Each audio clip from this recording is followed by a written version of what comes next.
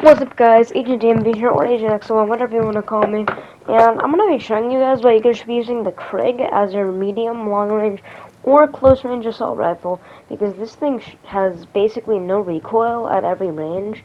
So here's me not controlling the recoil whatsoever, just letting it shoot.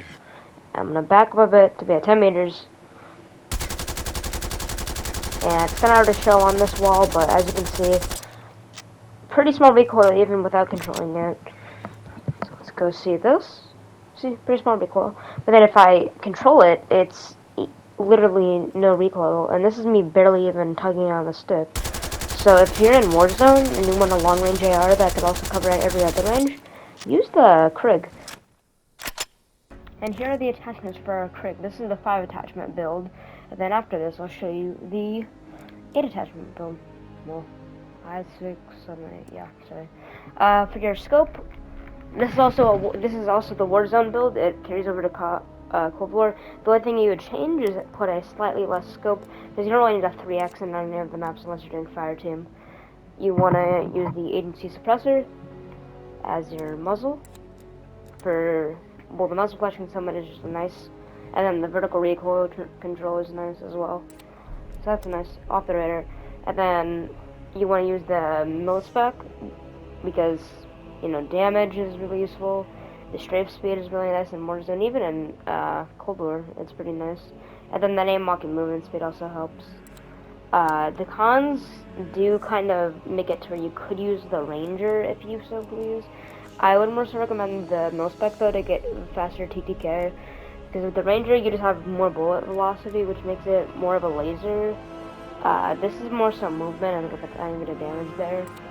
But I recommend the mil-spec, but you can always put on the Ranger if you want. Yeah. And then for your underbarrel, you want to be running the Field Agent grip, because this just makes it to where the recoil is really easy to control. Really nice. And then for your mag, you have a lot of options. You can run the 40 mag, the 50 mag, or the 50 fast mag. If you're planning on using this at close range and just jumping around corners and aiming, you want to be using the 40 round. And if you are a little less care about that, then use the 50 round. But if you have no care whatsoever about jumping around corners and lasering people, just get the fast mag if you're just going to be range beaming people. I'm going to show you the 8 attachment build. For your body, you want to be putting on probably the Tiger team. Not many people hip fire on the Krig, so I'd say the Tiger team is your best option. If you don't want to lose that sprint to fire time, just use the mounted flashlight. It's just like a worse version of the Tiger team. And then for your handle, probably want to be using the Serpent Wrap to kind of, like if you're using the 50 round fast mag, then Serpent Wrap. Or you're using the 40 round speed mag or the 50 round, you want to use Serpent. But if you're not, I'd say probably, I'm not quite sure, but you could use probably Airborne. And then for your stock, SAS if you want to have more movement, or you could use Duster, of course, for slide speed if you want, which is pretty nice in Warzone actually. And then Raider stock if you want to just buff up your stats a ton.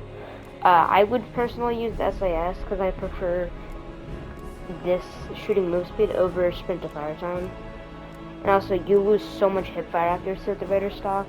Even though your hip fire accuracy doesn't really matter that much, it's still nice to keep that. But yeah, that's about it. If you want to be running a secondary, I recommend Diomedes if you don't have overkill, because Diomedes are just insane. They're really good. For your build for those, I'm just going to give this build. Infantry Compensator, I have just 2 blueprints that come with that. And then the Task Force for your barrel. Your body is probably going to be the SWAT Milliwatt laser. Don't use the Ember setting point on this because your sprint to fire time matters a lot when you're akimboing, which we are doing on this build. And then the 30 round fast mag and on set time obviously doesn't matter because we're akimbo. And then dual wield or akimbo, whichever thing you want to call it. And that's about it. Bye guys.